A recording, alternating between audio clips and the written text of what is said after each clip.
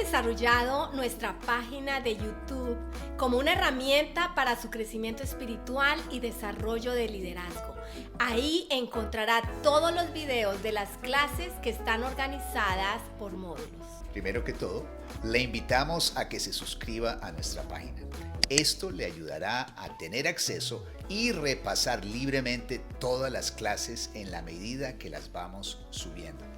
Le recomendamos que le haga clic a la campana para recibir notificaciones de cada nuevo video que subimos en la página. También usted tendrá acceso directo a la página del Distrito Mid-South para obtener las notas de cada clase. Simplemente haga clic en el icono a la mano derecha. Ahí encontrará el calendario de clases por módulos y las notas de cada clase como recurso para su desarrollo personal. Puede dejarnos saber que está siendo bendecido con un simple like o me gusta. Esta es una forma de comunicarnos y decir amén al contenido de la clase. Adicionalmente, puede escribirnos sus comentarios. Queremos escuchar. Y como parte activa de compartir el mensaje a todo el mundo, simplemente puede hacerle clic a compartir o share. Todos necesitan escuchar la sana doctrina. Y más cuando vemos que aquel día se acerca. Es una responsabilidad de todos.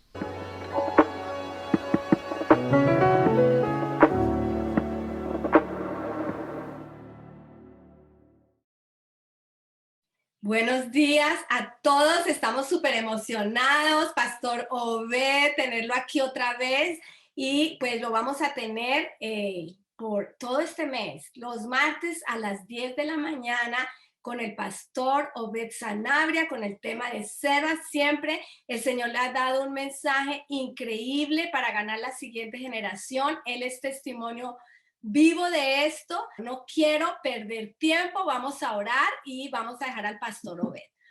Padre, gracias por este día tan lindo, gracias porque tus misericordias son nuevas cada mañana, gracias por el mensaje que tú has puesto en el Pastor Obed, gracias por todos los participantes, todos los que se unen a seguir creciendo, aprendiendo y sobre todo este tema tan interesante, ganando la siguiente generación, Señor.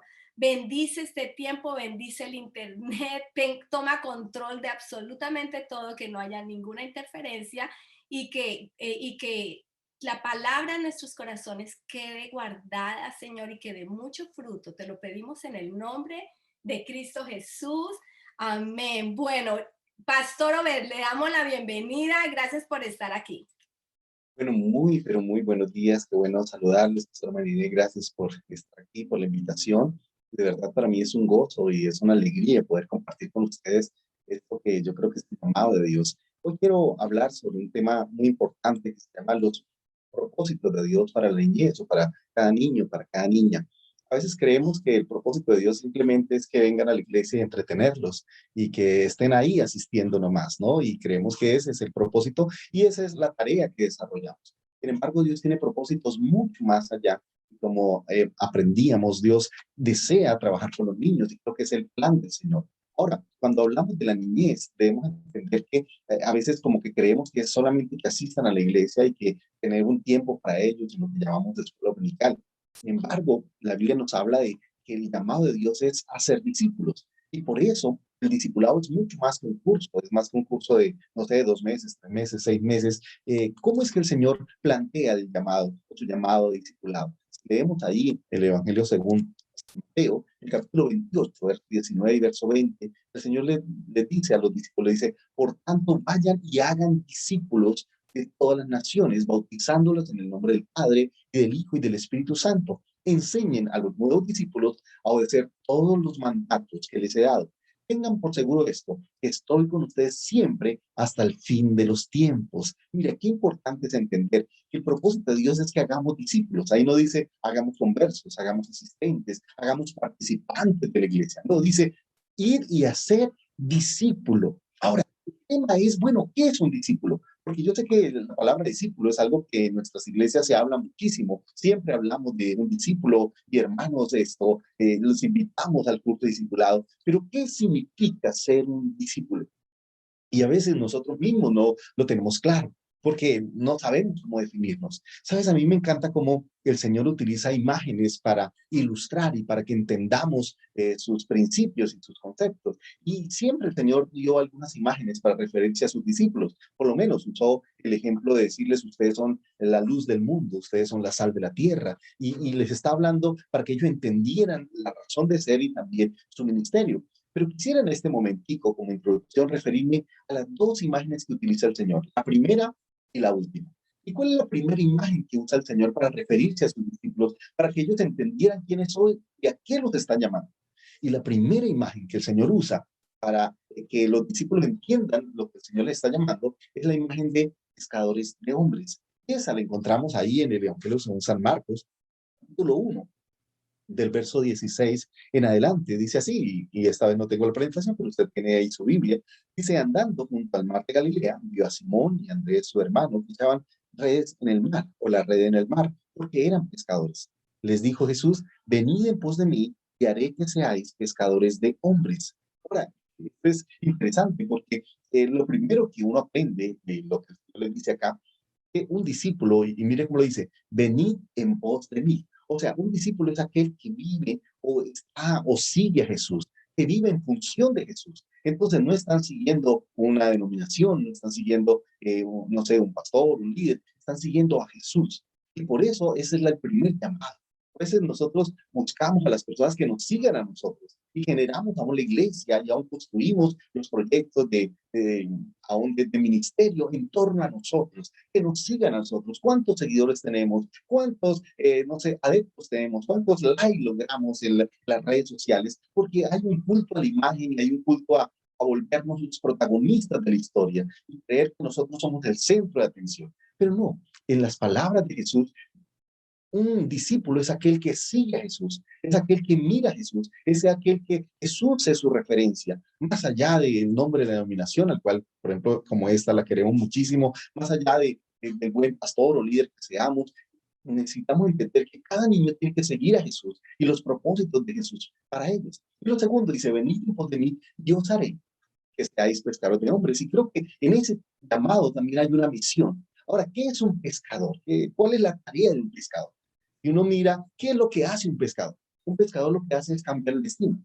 ¿Por qué? Porque un pescador tiene la red y ese pez que él atrapa era un pez que le cambió el destino. Porque si no hubiese sido por la pesca, por la red o por el anzuelo, ese pez hubiese tenido una vida intrascendente. Es la vida de un pez normal. Nace, crece, se reproduce y muere. Esa es la vida de un pez normal, de tantos peces que hay en el mar o en el río, en cualquier parte donde se encuentre. Pero ¿qué pasa cuando yo lo pesco? ¿Qué pasa cuando yo tiro la atarraya? ¿Qué pasa cuando yo digamos que lo he pescado? Estoy cambiando el destino. De una vida intrascendente a una vida con propósito.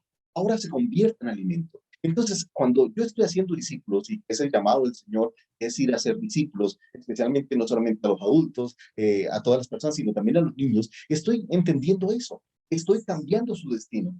En una vida intrascendente, donde solamente, no sé, nacemos, crecemos, nos reproducimos y morimos, o simplemente estudiamos y trabajamos, a una vida con un propósito. Aquí es donde entra esta palabra en especial, porque un discípulo es alguien que tiene una misión, tiene un propósito en el Señor. Entonces, por eso Dios nos llama a entender eso, que esa es nuestra tarea, es entender que Dios nos ha dado niños, no solamente para entretenerlos, sino que Dios tiene una misión para ellos. Y así como yo les estoy cambiando el destino, ellos ahora también serán pescadores de hombres. Esos niños serán pescadores de otros niños que harán que otros niños que tienen una vida intrascendente, solo piensan en jugar, que solo piensan en, no sé, ir al colegio, que solo piensan, empiezan a entender que tienen un propósito en Dios, tienen un llamado en el Señor.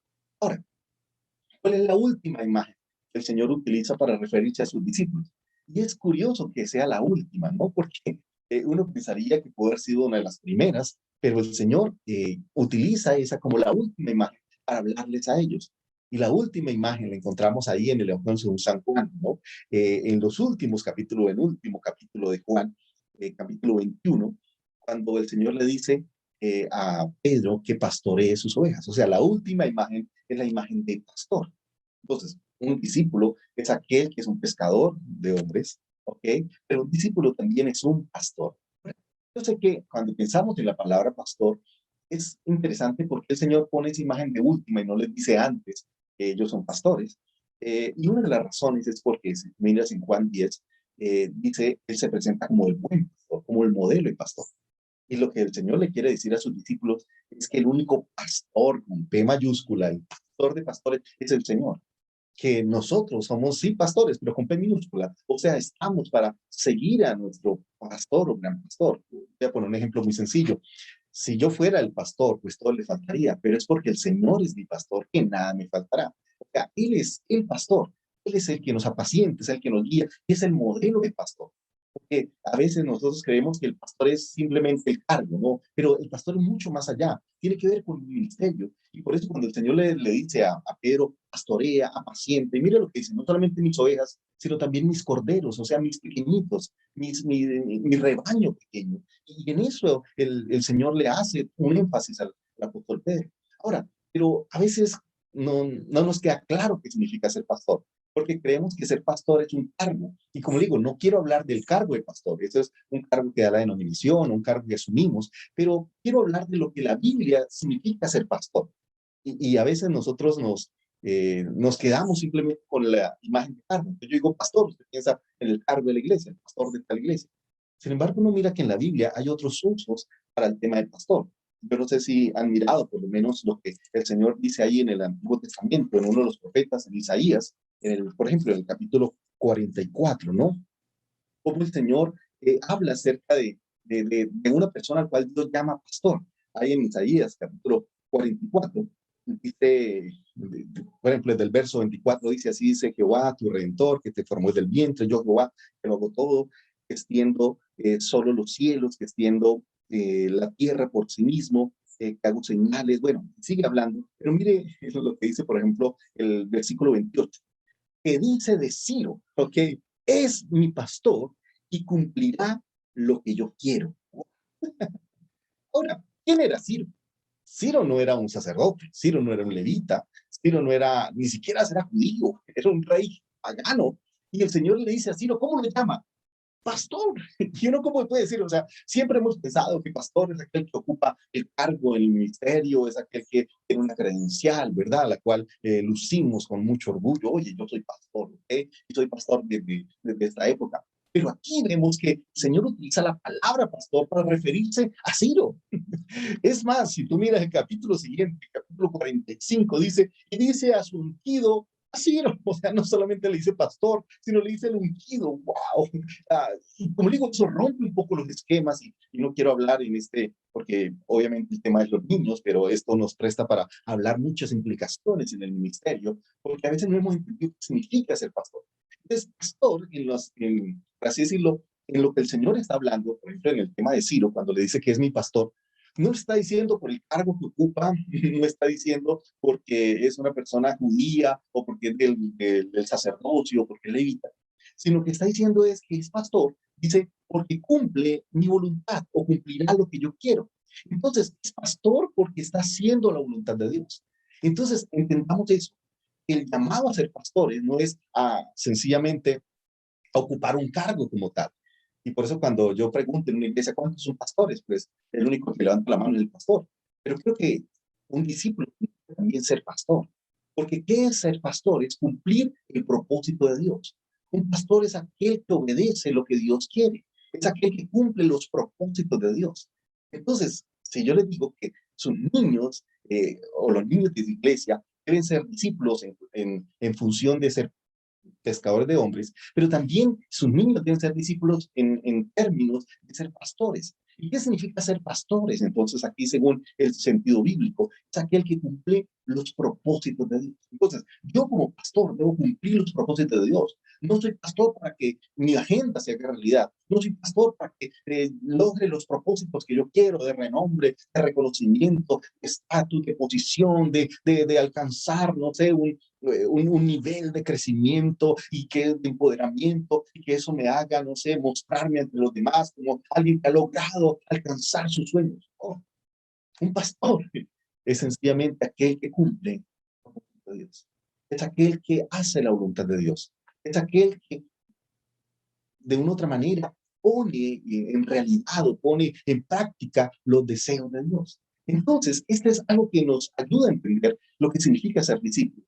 ¿Por qué? porque yo como discipulador debo entender que estoy ahí, primero para ser eh, pescador de hombres, o sea, para cambiar el destino de ellos, para entender que ellos tienen un destino de Dios, tienen una misión en el Señor, tienen un llamado de Dios. Y en segundo lugar, estoy ahí también para ayudar a que sean pastores. ¿En qué sentido? En que cumplan los propósitos de Dios. Entonces, si a mí me preguntan, ¿quiénes son pastores? Todos debemos ser pastores en ese sentido.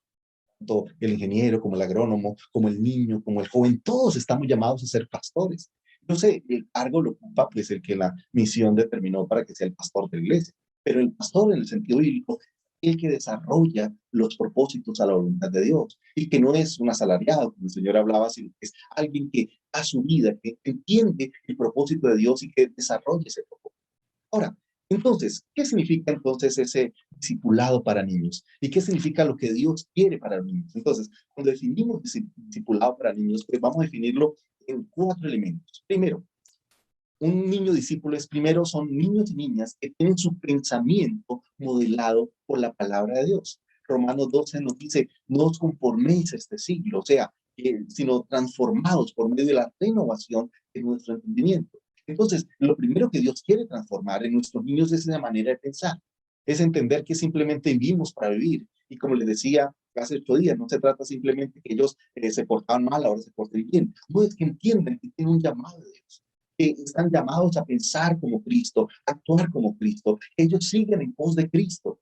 Yo sé que a veces el referente que tenemos es nuestros padres y queremos ser como ellos, pero creo que hay un llamado mayor, es ser como Cristo. Mire, yo les hablaba hace 8 días de Ezequías. Recuerdan que Ezequías tuvo un mal padre, ¿no? Ezequías tuvo un padre terrible, uno de los peores reyes de Israel. Pero Ezequías fue un buen rey.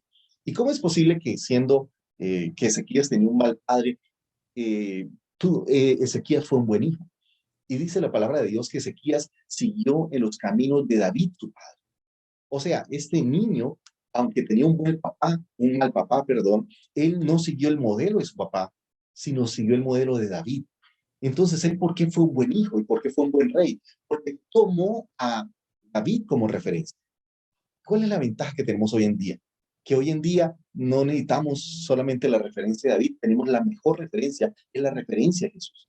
Entonces, cuando yo estoy discipulando a los niños, tengo que hacer que ellos tomen como referencia a Jesús, que Jesús sea su modelo, que Jesús sea su referencia, que ellos puedan vivir para Él. Entonces, por eso, ese pensamiento que ellos tienen que tener claro es que ellos deben ser modelados por Jesús, que puedan seguir a Jesús, que puedan pensar como Jesús, que puedan vivir la vida de Jesús en ellos. Ahora, un segundo elemento del discipulado de niños es niños y niñas que aman a Dios y aman a los demás. Mire, ¿cuál es el gran mandamiento? Dice la palabra del Señor, amar al Señor con todo nuestro corazón, con toda nuestra alma, pero también amar a nuestro prójimo. Entonces, el amor a Dios implica un amarle a Él, un amarle con todas mis fuerzas, con todo mi corazón, pero también un amar a mi prójimo, a las personas que me rodean. Ahora, en tercer lugar, son niños y niñas que participan en el ministerio. O sea, no están llamados sencillamente para ser asistentes de una clase, no están llamados para ser pertenecientes a una misión porque los papás van ahí. No, deben entender que Dios tiene un ministerio para ellos, que Dios tiene un llamado para ellos. Yo les decía que el hijo de Ezequías empezó a gobernar a los 12 años. Tú puedes ver otros reyes en la Biblia que empezaron a gobernar aún desde niños. ¿Por qué? Porque según la palabra del Señor estamos en esa capacidad de poder ser usados por Dios. Y por eso, en último lugar, un discípulo de niños es aquel, son niños y niñas que demuestran un carácter bíblico. Sí, o sea, no solamente piensan como el Señor quiere, sino desarrollan un carácter según la palabra del Señor. Mira, ¿cuál es el fruto del Espíritu Santo? ¿Recuerdan? Amor, gozo, paz, paciencia. ¿Qué es eso? Carácter. Entonces, no solamente decir yo voy a la iglesia, no es solamente decir, ay, sí, yo asisto, me encantan las reuniones, me sé las canciones. No, es que yo tengo que reflejar el fruto del Espíritu Santo. Jesús mismo decía, por los frutos los conoceréis. Entonces, ¿y cuál es el fruto del Espíritu Santo? Amor, gozo, paz, paciencia, benignidad, mansedumbre, bondad, templanza. O sea, estamos hablando del carácter de Dios en nosotros. Y segundo, tenemos esa obediencia moral, tenemos esos principios. Entonces, esto aquí nos queda claro qué significa ser un discípulo, ¿ok? ¿Qué significa que un niño sea discípulo? Entonces tiene un pensamiento modelado por la Biblia, son niños y niñas que aman a Dios, aman a los demás, son niños y niñas que participan en el ministerio, que sirven a Dios. Son niñas y niñas que demuestran el carácter, el fruto del Espíritu Santo, tienen esa obediencia a Dios totalmente. Ahora, pero cuando hablamos de discipulado, debemos entender que hay dos aspectos, es lo individual y lo común. Y esto creo que es importante. Dice la Biblia que cuando Dios habla como, o Jesús se refiere a sí mismo como el buen pastor, hay algo que me llama la atención. Dice que el buen pastor dice a cada una de sus ovejas las llama por su nombre. ¡Wow! ¿Y qué era el nombre? ¿Qué era el nombre en la época de Israel? Tal vez para nosotros el nombre es lo que nos distingue. ¿Y por qué te llamas como te llamas? Pues porque a tus papás les gustó. Y generalmente te pone el nombre que está de moda o el nombre que les ha gustado en la vida. Porque para nosotros el nombre es simplemente nuestra identificación. Es más, algunos se cambian el nombre porque no les gustó el nombre con el cual sus papás te registraron. Pero en la Biblia el nombre es más que una identificación. El nombre tenía que ver con el carácter. Por eso muchas veces cuando Dios trata con las personas, además de cambiarles su vida, les cambia el nombre. ¿Recuerdan? A Jacob le cambió el nombre por Israel. A Abraham le puso a Abraham. O sea, ese proceso aún a Simón lo llamó después Pedro, porque también implicaba una transformación de vida. Por eso el nombre tiene que ver con el carácter. Cuando nos dice que ese buen pastor a cada una de las ovejas llama por su nombre, está diciendo que cada una de ellas son individuos. Sí, todas tienen que llegar a un punto, pero cada una hay un proceso. Entonces, lo que vamos a aprender aquí es que hay algo común en todos los discípulos, en todos los niños que estamos discipulando. Primero, es que en todos deben desarrollar el carácter de Cristo. O sea, este es el llamado a todos los niños. Todos los niños tienen que desarrollar el carácter de Cristo. Eso es algo que está claro. Esa es la meta para todos los niños. Todos los niños deben llegar a ser como Cristo. Esa es como la meta, ¿ok? Pero en el discipulado no solamente hay algo común, ¿sí? No hay una sola meta común, sino también hay lo que yo he llamado proceso individual. ¿Y qué significa proceso individual? Que llegar a esa meta no es lo mismo para cada niño, que cada niño tiene un proceso, que cada niño tiene un llamado, que cada niño tiene toda una manera como Dios trata con ellos. Y yo creo que este es uno de los problemas que tenemos a la hora de discipular a los niños, aún discipular a los adultos, es que lo hacemos masivo, ¿no? Y creemos que el discipulado es un asunto masivo y que Dios habla a todos lo mismo y todos tienen que recibir de la misma manera. Y generalmente eso viene de nuestros modelos de educación que tenemos estatales, en los cuales hay parámetros para todos, ¿no? Y eso genera problemas porque, por ejemplo, yo tengo una crítica con nuestro sistema de educación. Se supone que en los 5 primeros años de la vida del niño, él está formando su carácter, está formando su identidad.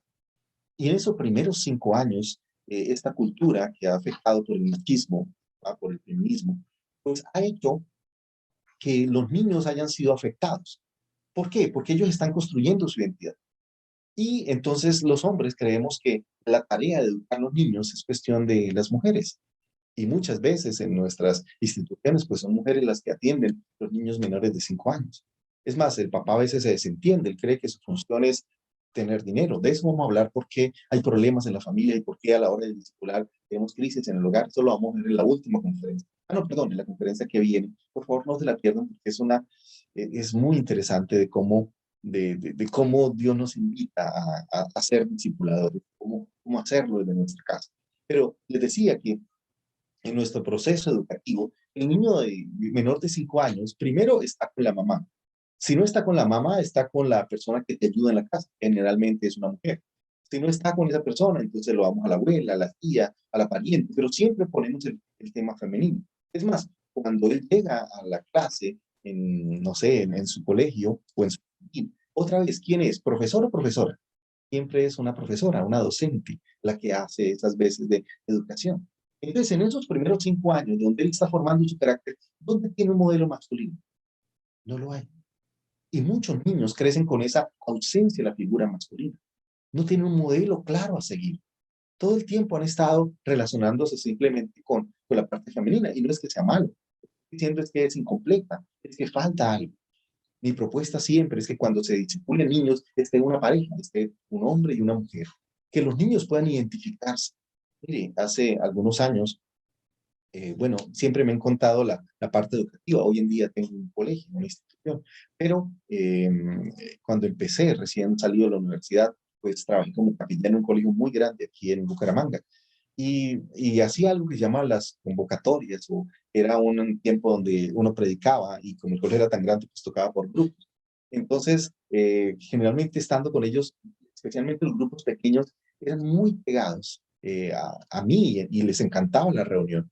Por lo mismo, porque eran niños que me veían como su héroe o como un modelo a seguir. Entonces, veían cómo predicaba, cómo cantábamos y le ponían mucha atención y trataban de imitarlo. Y entonces después los vinculaba a ellos también cantar, a participar. Se vincularon de una manera muy, muy especial. ¿Por qué? Porque, como te dije, yo veía que venían con ellos eran solo profesoras. El único docente que estaba con ellos era de pronto el de educación física o algo así, pero era muy, muy poquito. O sea, todo el resto del tiempo era más solamente con el tema femenino. Es más, las clases están pensadas más como homogéneamente, como que todos los niños tienen que aprender de la misma manera, todos los mismos tienen que captar la información que dio a la docente y como ella planeó la clase. Y nos olvida que el discipulado es mucho más allá que eso.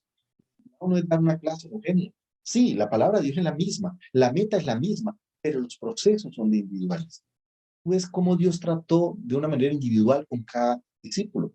Por ejemplo, en Juan capítulo 21, que estamos hablando cuando el Señor le llama a Pedro a ser pastor o pastorear sus ovejas, sí, como una confirmación de que lo amaba él. Porque dice, cuando el Señor le pregunta, ¿me amas? Él dijo, sí, Señor, te amo. Él dice, bueno, pastorea mis ovejas. Y vuelve y le pregunta. Pero más adelante, cuando el Señor le dice que ese pastoreo implica, pues, ir a donde él no quiere, o sea, implica someterse totalmente a la voluntad de Dios, tanto que dice después, y le demostró, dándole a entender con qué muerte había de glorificar al Señor. Entonces, lo que le está diciendo es eso, que esa vida para Dios, esa vida de pastoreo implica obedecer a Dios totalmente, entrega total. Pero después dice la palabra de Dios en ese relato que Pedro se volteó y dijo, y vio que lo seguía Juan. Y le dijo, bueno, Señor, ¿y qué es ese? Si tú me estás diciendo que yo voy a morir, voy a ir donde no quiero, que me va a tocar hacer cosas que nunca había pensado hacer. Y entonces le pregunta, ¿y qué de Juan? Entonces le dice, mira, si yo quiero que Juan se quede hasta que yo venga aquí a ti, ese no es problema tuyo, ese no es asunto tuyo. Porque a veces nosotros siempre nos estamos comparando. Siempre creemos que lo que Dios me da a mí es lo mismo que a la otra persona. Y no, las palabras y los procesos de Dios son individuales. Si el proceso con Pedro era morir de esa manera, pues no quiere decir que con Juan tiene que ser igual. No, con Juan va a ser otro proceso. Dios va a tratar con él de una manera especial. Entonces debemos entender que los procesos en discipulado no son generales, no son genéricos solamente, son también individuales. Y tú puedes ver ejemplos en la palabra de Dios, como Dios tenía procesos individuales. Entonces, cuando tú miras a los niños, no tienes que verlos solo como masa, ¿sí? No solamente tienes que verlo como multitud. Hoy están de moda las iglesias, ¿no? Y en esta iglesia al final tenemos mucho, pero no tenemos nada, porque hay mucho nominalismo, hay mucha superficialidad, hay mucha relación simplemente de multitud, pero no hay relación de proceso individual. Y por eso en el discipulado deben haber procesos individuales. Y tú tienes que saber que cada niño va a llevar un proceso diferente. Mire, los que somos padres, podemos tener dos, tres hijos, o como en mi caso ya voy para el cuarto. Cada hijo es totalmente diferente. Y el proceso con ellos es totalmente diferente. Mire, tú puedes decir que los dos eran varones o los dos que son niñas, pero cada niña es distinta en su carácter, en su manera de pensar, en su manera de entender, en su manera de asimilar. Y aunque yo los amo por igual, yo entiendo que los procesos de formación, los procesos de enseñanza, de aprendizaje, son totalmente individuales. Entonces, a veces nosotros generalizamos. Cuando llegamos a los niños, les hablamos simplemente como masa, les hablamos sencillamente como grupo, pero no entendemos que Dios tiene un plan con cada niño y que discipulado es más que sentarlos a escuchar una clase. Discipulado es un proceso individual de acompañamiento, es caminar al lado de Él, es ver cómo Dios está haciendo el proceso en su vida. A veces, como les digo, creemos que discipular es que estuvieron en una clase, escuela dominical, y ya con eso están discipulados. No, es entender quiénes son sus padres, es entender el proceso individual de cada uno de ellos. Mire, cada uno de ellos tiene sus luchas. Aún esas personas que tú dices que son difíciles, que como que tienen un carácter complicado. Hoy en el colegio recuerdo que había un estudiante ya de un curso anterior que era muy grosero, una persona muy iracunda, era una persona que era muy conflictiva. Y todo el tiempo que estaba en las, llamamos como asambleas, convocatorias, las cuales hacíamos como una reunión espiritual para cada niño, él siempre se paraba a un lado y cruzaba las manos porque él decía que él no estaba obligado a estar ahí. y que este era un país libre, entonces él no tenía ninguna obligación con estar ahí. Así que siempre era como mirando mal, no participaba para nada, si habían alabanzas, aunque el colegio era cristiano, pero él decía que él no estaba obligado. Entonces, lo que hacía era pararse en la esquina porque no podía irse al salón, porque se supone que todos tenían que estar ahí. Entonces, él asumía esa actitud, ¿no? Y yo estaba luchando con eso y oraba mucho por él. Pero recuerdo que él entró en una crisis, tuvo que enfrentar una situación difícil, al punto que lo tuvieron que llevar a un centro de mental, porque vivió una crisis de estrés muy fuerte, un problema que pasó. Y en ese momento, pues yo había estado orando por él, y el Señor me dice, ve y visítalo.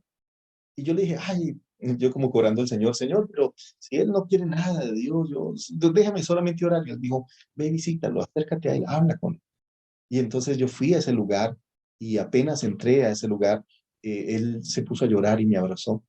Dijo, a mí me decían Capi por lo de capellán, entonces no me decía pastor. Me dijo, Capi, mire, nadie había venido aquí a visitarme. Mis padres, mis amigos, pues les da pena saber que yo estoy aquí. No sabe lo mal que me siento porque la gente cree que estoy loco y no, es que estoy superando algo que me pasó. Y entonces me acerqué, hablé con él, me quedé toda la tarde, le había llevado algo para compartir con él. Y fue tan importante ese diálogo, ese entrar en ese proceso, ese conocerle, ese escucharle, ese conocer lo que ha pasado, lo que viene en su corazón. Y que fue algo muy, muy bonito. A los días, a las semanas, cuando regresó a la institución, es interesante porque en la conferencia que siempre teníamos, en la asamblea, él hizo algo cuando entró, y es que pasó en medio de todos los estudiantes, como todos sabían que se paraba ahí atrás, en su casa, cara de pocos amigos.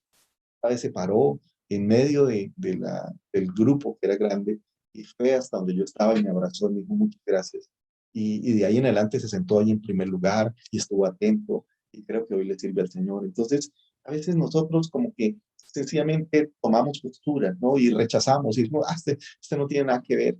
Y como que nos quedamos ahí, y resulta que no, Dios está haciendo su obra especial con cada niño, con cada persona. Y a veces nosotros no entendemos esos procesos, queremos que sean como nosotros, entonces queremos niños que sean adultos como nosotros, y no, Dios no está llamando a, niños, a adultos, está llamando a niños. Y en sus procesos, Dios tiene algo individual con ellos, Dios tiene un plan especial con ellos. A veces nosotros sentimos como que si ellos no son lo que nosotros esperamos, entonces ya los rechazamos. Mira, en esa época yo solo tendría por ahí 21 años, 22 años, estaba muy joven, pero ya al final del año la institución estaba muy contenta conmigo, es más, me había ofrecido quedarme ahí de por vida si quería apartamento también para que siguiera ahí, o sea, que nunca me fuera del lado de ellos. Pero cuando yo hice mi propia evaluación, yo sentí que era perder el tiempo. Es más, dije una frase en una oración al Señor como que era tirarle perlas a los cerdos. Dije, Señor, mire, tanto que me esfuerzo, tanto que me mato, diálogo, charlos, consejería, y estos chicos no cambian, y estos chicos los veo iguales y a veces apáticos, y como que me sentí frustrado, porque justamente a veces los hijos de pastores eran los peores, los hijos de cristianos eran los que peor se portaban, que no querían saber nada de Dios, y el tema es que ya conocían la palabra, así que era más difícil hablarles. Entonces yo en un momento llegué a decir, esto es una perder de tiempo, y yo el último mes le escribí una carta al rector diciendo que renunciaba, que para el otro año no contara conmigo porque no iba a seguir. Él me llamó y me preguntó, pero ve, ¿qué quieres? ¿Quieres que te suba el sueldo? Dígame, ¿qué es lo que no te gusta? Yo le dije, no, el sueldo está bien, muchas gracias, el trabajo fue muy bonito, pero yo no me siento bien conmigo mismo, siento que no cumplí el propósito. Y entonces acepté por allá ser pastor en una ciudad muy difícil, terrible, que no había iglesia, que me tocaba empezar de cero. Y dije, bueno, no importa, pero yo sé que allí puedo desarrollar mejor ministerio. Y me fui allá, ¿no? Me fui algunos años. Resulta que años después me invitaron a dar una conferencia a pastores allí en la ciudad de Bucaramanga. Y entonces, claro, yo llegué y ya habían empezado el tema de la alabanza, y el que me traía esto, pues me ubicó en la parte de adelante para estar ahí. Y seguían en el tema de la alabanza, la adoración, y todo el mundo estaba cantando.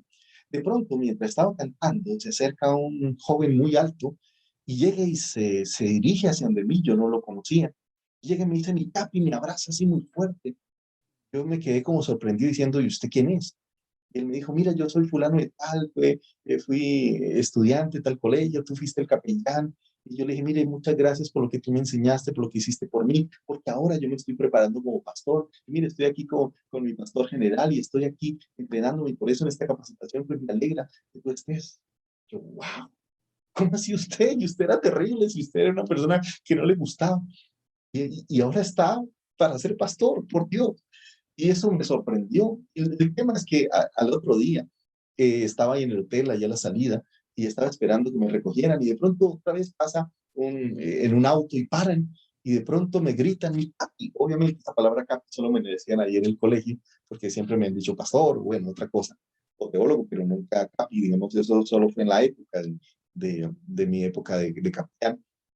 Y otra vez bajan los vídeos y me dicen, mira, soy fulano de tal, aquí estoy con el pastor, soy líder del grupo de alabanza, muchas gracias por su vida, por su inspiración, porque ahora estoy sirviendo al Señor, gracias al ejemplo que tú me diste, a la semilla que sembraste. Y yo me quedé como, y este también. Y mire, en esta semana que estuve en mi ciudad, porque estaba solo de paso, me encontré con 6, 7 personas que Dios había transformado, esos niños que yo creía que no estaban escuchando, esos niños que yo creía que había perdido el tiempo. Y recuerdo que el Señor me habló bien fuerte, me dijo, mira, no digas que es perder el tiempo, porque mi palabra no vuelve vacía. Son mis hijos, son mi instrumento. Dios te está usando para formar en ellos su carácter. Pues eso a mí me sacudió, porque yo siempre creí que eso ellos no están escuchando, que al final no ponen atención, y no, Dios estaba haciendo su obra perfecta en ellos. Y a veces nosotros como que queremos ver los cambios ya, estamos como la señora que dice, Señor, dame paciencia, pero ya, y queremos como que ellos ya sean los ministros, ya sean los grandes predicadores evangelistas. No, por favor, mire, aún el Señor cuánta paciencia ha tenido contigo, conmigo. Aún el Señor, tanta paciencia tuvo con sus discípulos, 3 años formándoles, hablándoles. O sea, esto no se trata de inmediato, no se trata que al otro día, entonces ese niño va a llenar coliseos y estadios. No, por Dios, están en el proceso de formación. Pero entender que hay un proceso individual en cada niño y que eso que tú haces en ellos, al enseñarles, al formarles, al ministrarles, es algo que no volverá vacío, que Dios está haciendo. Y cuando tú lo haces de esa manera usada por el Señor, esa manera en la cual tú puedas sembrar la semilla de la palabra del Señor, pero sembrar entendiendo que Dios tiene un ministerio, eso va a ser algo importante. Por eso, entonces, vamos a entender las dos áreas del discipulado. Primero, lo común en los niños es que ellos deben ser nacidos de nuevo, deben tener esa decisión de venir al Señor y tener una vida en Cristo, que más que hijos de sus padres, deben ser hijos de Dios. ¿Ok? Entonces ellos deben seguir a Jesucristo. Ya les dije, como el Señor dijo, venid en pos de mí. No siguen un líder, no siguen solo una denominación, siguen a Cristo. Y en tercer lugar, son transformados por el Espíritu Santo. Eso debe ser lo común en todos los niños, nacer de nuevo, seguir a Cristo y ser transformado por el Espíritu Santo. Pero también en ellos hay un aspecto individual y es cómo cada niño va a llegar a ese punto, cómo cada niño va a nacer de nuevo, va a seguir a Jesucristo, van a ser transformados. Mire, yo sé que no tengo problema con las conversiones masivas, ¿no? Esto estuvo muy de moda cuando se hicieron las famosas campañas evangelísticas. Y de ahí salió la oración de fe. Bueno, uno no ve la oración de fe tanto en la Biblia. La sacamos de un pasaje en Romanos donde hablamos de confesar y creer en el corazón. Pero digamos que la razón de la oración de fe salió de las campañas masivas. Y yo no tengo ningún problema con eso, o sea, está bien. Y qué bueno confesar que es el Señor y qué bueno hacer la oración de fe. Como digo, tiene sentido y tiene mucha aplicación. Pero a veces creemos que ya con eso es suficiente, ¿no? Que logramos que los niños hicieran oración de fe, pero no sabemos si hay un proceso individual, no sabemos cómo está en ese proceso, si él está entendiendo esas palabras. Porque de esas multitudes que decíamos que se convertían, pues uno veía que no todos llegaban, esas multitudes, a vivir una vida cristiana. Muchas personas lo habían hecho de corazón y otras simplemente lo hicieron por hacerlo o porque estaban repitiendo algo que no tenía sentido. Y por eso yo siempre digo que la conversión no es un evento, es un proceso. Así que un discipulado es un proceso. No es simplemente un curso, es un proceso en el cual Dios va a estar hablando conmigo, Dios va a estar tratando en mi vida, Dios va a estar ahí formando en mí su carácter, está formando en mí sus propósitos. Entonces, por eso, debemos aprender que el objetivo del discipulado de niños básicamente son tres, y lo podemos poner muy claro. El primero es hacia sí mismo. Entonces, ¿cuál es el objetivo de hacer que los niños sean discipulados? Si ellos mismos es parecerse a Cristo, o sea, ser como Cristo, pensar como Cristo, hablar como Cristo, vivir como Él. Entonces, ese es el primer objetivo, que cada niño sea Cristo, que cada niño sea un imitador de Cristo, que cada niño hable como Cristo, que sea Cristo en su vida, que puedan crecer a la medida de la estatura de la plenitud de Cristo. Y yo les digo, los niños son los más receptivos para la voz de Dios, los niños son los más receptivos para dejarse guiar por el Señor. A veces uno no creería, pero es más difícil cambiar a un adulto, es más difícil que un adulto logre, no sé, asumir las posturas del Señor. Porque así como cuando uno va a aprender un idioma, pues es más fácil si es de niño, porque tiene, digamos que, mucho más apertura, mucho más de su cerebrito está, digamos que, con todo el potencial. Entonces, lo mismo, cuando hablamos de ser seguidores de Cristo, tú no puedes, te quedarías asombrado de los cambios que cuando ellos lo asumen, lo hacen de manera impresionante. ¿Por qué? Porque ellos tienen la capacidad de empezar a modelar el carácter de Cristo en sus vidas. Ahora, el segundo objetivo del discipulado de los niños es el servicio, es que sean servidores, es que no solamente se sirvan a ellos, porque muchos niños son muy egoístas. Es mi carro, mi juguete, mi papá, mi mamá, y a veces debemos enseñarles que ellos tienen un llamado a servir. No hay nada más lindo que ver a los niños sirviendo, no ver a más niños, enseñar a los niños que ellos sean partícipes. Mire, y una de las cosas que a veces ha pasado, porque hoy la sociedad, muchos de los jóvenes quieren trabajos fáciles que ganen mucho dinero. Es porque a veces los papás nos hemos encargado de eso, ¿no? No hemos dejado que los niños participen en las actividades de la casa. Entonces, por eso tengo una persona que nos ayuda, que hace el aseo, una persona que lava la ropa, una persona que plancha, una persona... Siempre ponemos a otras personas que hagan las tareas. Entonces el niño se levanta y no hace nada. Y entonces hemos creado personas que no participan, no colaboran. Y yo creo que ellos deben crecer en su responsabilidad. O sea, un buen padre es aquel que le enseña que el niño tome responsabilidades. Ahora, de acuerdo a su edad, tú no le vas a decir a un niño de 2 años que tiene que hacer el almuerzo, que tiene que preparar su propio tetero, no. Pero digamos que un niño de 2 años sí puede recoger sus juguetes, sí puede hacer cosas que en su edad está en capacidad. Y en la medida que crece, pues va a crecer en responsabilidad, va a crecer en capacidad. Esto es lo mismo en servicio.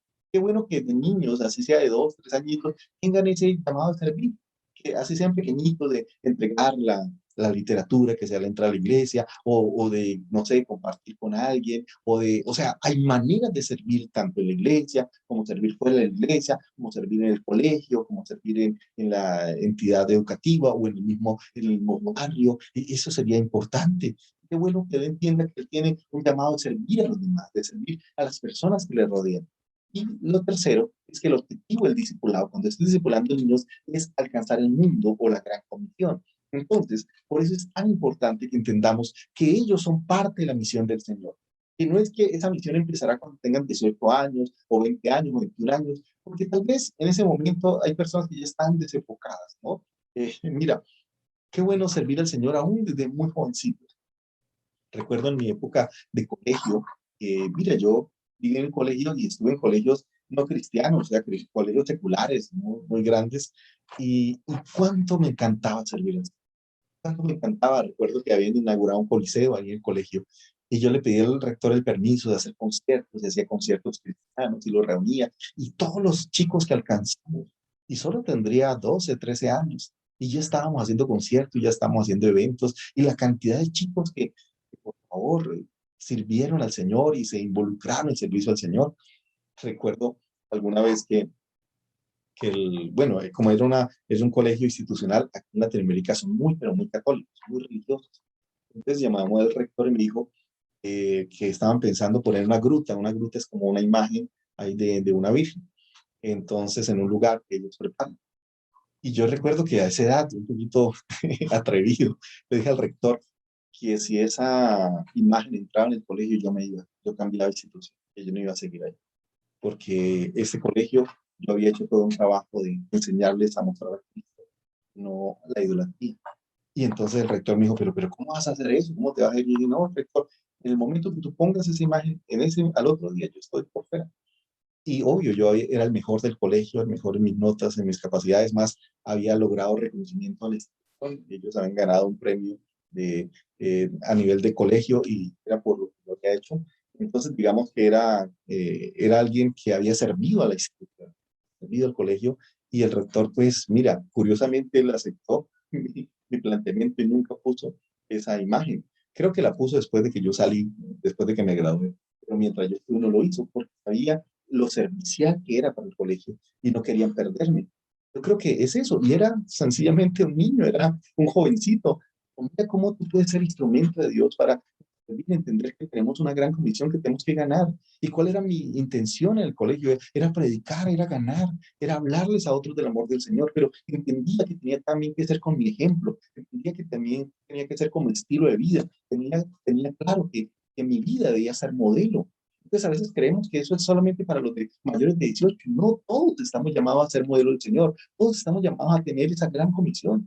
Yo recuerdo a los 13 años ir a algunos pueblos a predicar casa por casa, a hacer obras de teatro en los parques, y me encantaba eso. Tú no sabes todo, la alegría que estaba para servir al Señor. Y yo tenía claro eso, que servir al Señor era mi placer, mi deleite. Yo te digo algo, esos niños, esos jovencitos tienen un potencial maravilloso en el Señor. Ellos tienen un llamado del Señor. Y por eso yo quiero decirles algo, y este es como el mensaje más claro, y ya quiero ir cerrando, es que cada niño puede ser un discípulo. Es más, cada niño debe ser un discípulo del Señor, ¿ok?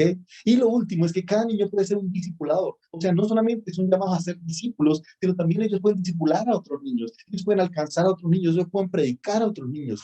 Tú no sabes todas las consejerías que yo en el colegio, todas las veces que lloré en el colegio por otros niños y estaba enfermo, por sus mamás, por un problema. O sea, muchos de mis propios compañeros del salón se acercaban a pedirme consejo, a pedirme ayuda, a decirme, ore por esto, mire, por favor, estoy pasando esto, mire, y tú no sabes lo instrumento, digo, y mi papá, que era el pastor, pues no podía ir al colegio a orar por ellos, o sea, me tenían a mí. Y qué bueno entender que somos instrumentos de Dios, que estamos llamados a ser esa sal, esa luz, que estamos llamados a poder influenciar a los que están alrededor.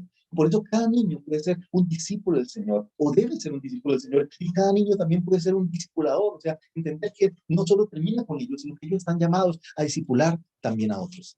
Entonces, para que nos quede claro, básicamente la meta que vamos a tener con los niños son cuatro. Primero, ellos conozcan a Cristo. Segundo, ellos reflejan a Cristo.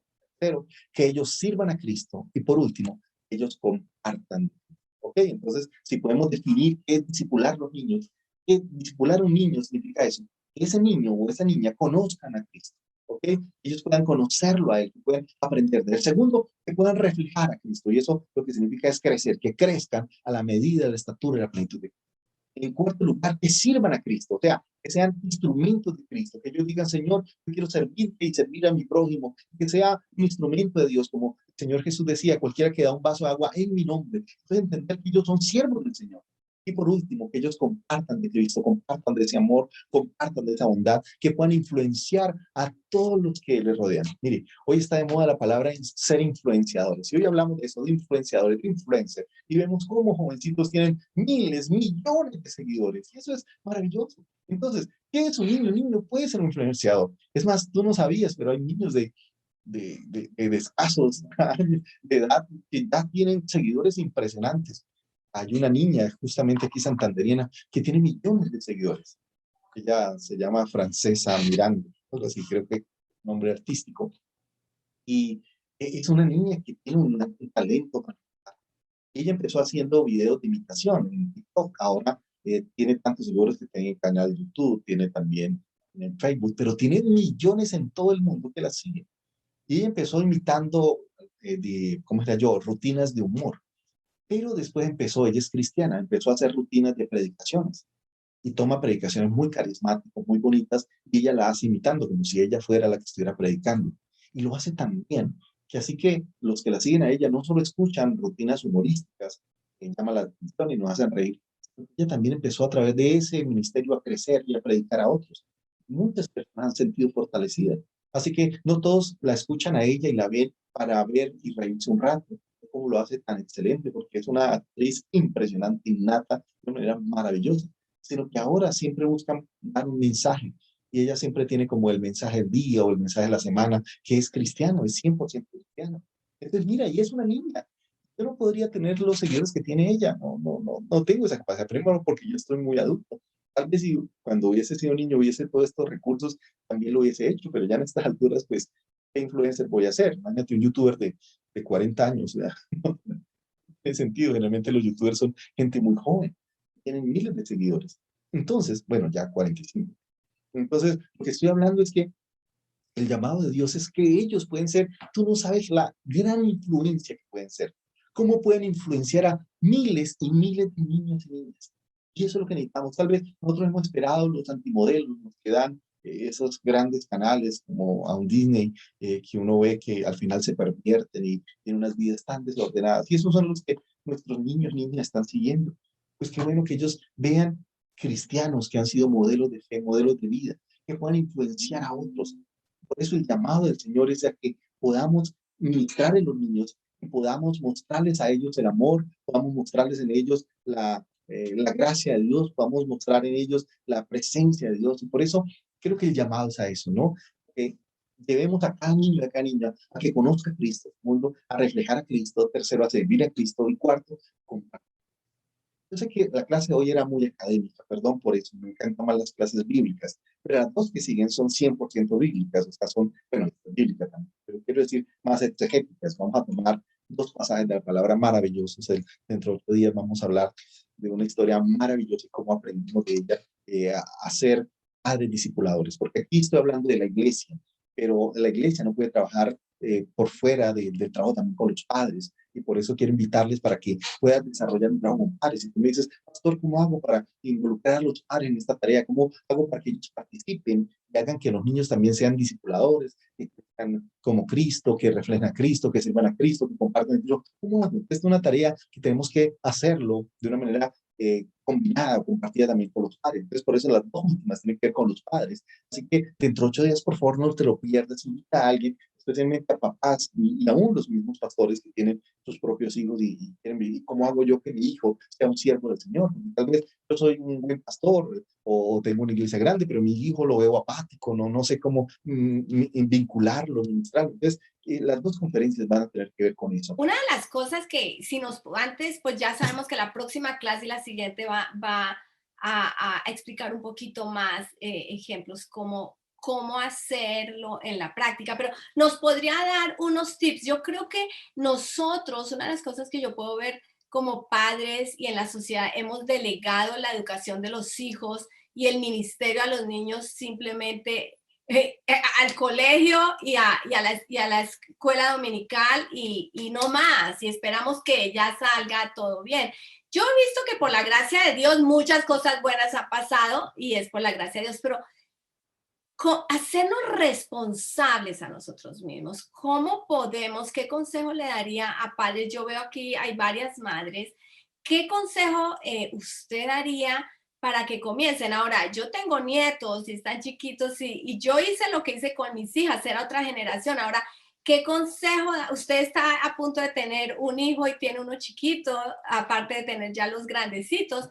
Eh, ¿Qué consejo daría en esta generación? ¿Cómo invertirnos? ¿Cómo realmente ser pastores de los niños? O sea, como usted dijo, usted ya lo hizo bien académico, ya tenemos la teoría. En la práctica, ¿qué consejos básicos nos puede dejar antes de terminar? Muchas gracias. Creo que, bueno, eso va a ser la clase siguiente, que tiene que ver ya con los padres, y vamos a, de una u otra manera, a verlo más puntual y más específico. Porque vamos a hablar cómo unos padres tienen padres normales, afectan la vida de su hijo. Obviamente. Porque generalmente cuando vemos historias en la Biblia, vemos interpretaciones sobrenaturales de Dios, ¿no? Que Dios manda un ángel, que Dios hace. Aquí no, aquí vemos unos padres normales y ver cómo ellos terminan siendo instrumentos de Dios, cómo su hijo es cambiado el destino a través de lo que ellos hacen. Y eso es muy interesante, porque no vemos cómo Dios les dice algo a los padres que hagan, pero ellos lo hacen y son un modelo. Y como digo, es algo que vamos a ver dentro de 8 días. Era la conferencia que iba a tener para hoy, pero quise dejarla para más adelante porque quería hacer la parte académica ahora y no dejarla al final, pues sería la última. Para mí esta es la única clase como tediosa, como de información, y me gusta más cuando permito que la palabra nos ministre y nos explore. Así que perdonan, sorry por eso. Pero dentro de 8 días vamos a hablar cosas prácticas. Pero quiero solo dar algunos detalles para no dejar las cosas en el aire. La primera es que debe haber un cambio de visión hacia nuestro país y un cambio de visión hacia nuestra tarea. Creemos que un buen padre es aquel que sencillamente provee los mejores recursos para sus hijos. Y entonces, como padres, creemos que lo que nuestros hijos necesitan es dinero, es recursos del colegio, no sé, ropa, es juguetes, y lo llenamos de cosas. Y uno ve que los niños, aunque tienen muchas cosas, se sienten vacíos, solos. Alguien decía que hay dos momentos importantes de la vida, cuando uno nace y cuando decide para qué. Y el llamado de Dios como padres es, mire lo que el Señor dice, o la palabra del Señor dice ahí en Proverbios, instruye al niño en su camino. ¿Qué significa eso? En el camino de Dios para ellos. Mi tarea es guiarles a cuál es el propósito de Dios para sus vidas. No es en mi camino. A veces decimos, yo quiero que mi hijo sea autor, yo quiero que mi hijo sea ingeniero, yo quiero que mi hijo sea abogado, yo quiero que mi hijo sea arquitecto. Soñamos cosas para nuestros hijos porque queremos que haya un doctor en la familia, un arquitecto en la familia, un abogado en la familia. Pero yo te digo algo, no es tu camino, es el camino de Dios para ellos. Mi primera tarea como padre es descubrir la voluntad de Dios para él, entender que Dios tiene un camino, que Dios tiene un llamado para sus vidas. Que la primera oración de un buen padre es aquel que ayuda a su hijo a encontrar los propósitos de Dios. Sí, ¿recuerdan el caso de Jesús cuando lleva a los niños? Dice, de los tales del reino de los cielos. Pero me encanta cómo los padres entienden que tienen que llevar a sus hijos a Jesús. Y ese pedacito me parece tan maravilloso. El Señor dice que poniendo las manos sobre ellos los bendecía. Y ese es un buen padre, es aquel que lleva a sus hijos a Jesús, los bendiga, para que los guíe. Es aquel que entiende que más allá de la provisión económica es colocar a Jesús en su corazón. Y yo puedo ver que mi padre no fue perfecto. Mis padres tuvieron también errores, inconvenientes, luchas, como todos los podemos tener. Pero para mí el mejor regalo que mi padre me dejó fue enamorarme del Señor. Es el mejor regalo, esta es la mejor herencia. Porque mi padre también no me dio riquezas, no me dio, no sé, muchos recursos. Es otros niños tuvieron o han tenido, o mis hijos ahorita tienen, recursos que yo no tuve de niño, porque mis padres eran pastores, pero en esa época donde ser pastor había que sufrir, donde ser pastor había que aguantar hambre, donde ser pastor había que tener ministerio. Pero mi gran legado creo que ha sido la pasión por el Señor y ha sido lo que hoy no cambiaría por nada. Y a mí me preguntan qué hubiese querido tener todos los juguetes del mundo, todos los juegos que quisiera tener, haber viajado a todo, a Disney de niño y eso. Yo digo, no, yo no cambiaría lo, el legado que ellos me dejaron de amar al Señor. Y el Señor es el mejor regalo que me pudiera haber dado como niño. Y ese es el mejor regalo que le quiero dar a mis hijos. Yo me preocupo para que mi hijo tenga la mejor educación, tenga el mejor colegio, tenga la mejor ropa, la mejor comida, pero no dejo por un lado, para mí lo más importante es que mis hijos amen a Dios, es que mis hijos adoren a Dios. Si tú no vieras a mi hijo, el pequeñito, para no hablar de los grandes, porque ellos ya lo hacen hermoso, pero el niño que solo tiene añito y medio, adorando al Señor, levantando sus manos, ministrando en el altar, es algo muy, pero muy hermoso. Yo creo que es el mejor regalo que podamos ver en nuestros hijos, espejos de Dios, que podamos ver en nuestros hijos, de Dios, el mejor regalo. Pero, ¿cómo hacerlo? Los espero dentro de 8 días, porque esa es una respuesta que es una pregunta que vamos a responder dentro de 8 días, así que no se la puede perder. Y para mí es la clase también central, solo que la cambiamos de orden, pero quiero porque quería salir de lo académico, salir de lo técnico y volver a la plataforma. Y no quería que el último recuerdo que uno tenga de esta clase sea como algo académico, como algo tedioso. Por eso les pido perdón, porque hoy era una clase académica, era una clase más de información. Pero, pero creo que detrás de eso hay un propósito de Dios. Esto era importante para que ya con esto, ya tú tengas claro lo que viene y cómo el Señor lo va a hacer, y cómo podamos ser instrumentos. Pues muchísimas gracias, Pastor Obed. Yo sí quiero, antes de cerrar, quiero hacerles un comentario. El Señor a mí me llamó a ser madre. Ese fue mi llamado, así que yo quería ser ejecutiva, salí de la universidad, yo muy contenta, y el Señor me dobló el brazo. La verdad, eso sí fue con lágrimas porque yo no quería, pero cuando lo hice, yo todavía digo, he sido la mujer más feliz de la vida, hacer lo que Dios me llamó a hacer. Sin embargo, me acuerdo cuando ellas iban a un colegio cristiano y el Señor me llamó a hacerles homeschool, llegó un momento. Y entonces yo, ay, pero Señor, ¿yo qué voy a hacer? En esos tiempos donde yo solo tengo esos tiempos para mí, donde yo lloro, pataleo, tengo mis luchas, tengo esos momentos que no quiero que nadie me vea. O sea, mis hijas siempre me veían como la super mamá, las recogía al colegio, todo estaba arreglado. Cuando ellas se iban, yo tenía mi tiempo a solas, sí, todas esas cosas. Y el Señor me dijo una palabra y me dijo, ellas van a aprender de ahí, de tus luchas, ellas no necesitan una supermamá, ellas necesitan una mamá real, una mamá que llora, una mamá que sufre, una mamá que lucha, una mamá que ora y una mamá que también tiene victorias. Déjate ver como yo, déjame resplandecer a través de ti. Y ahí el Señor me ha enseñado una palabra.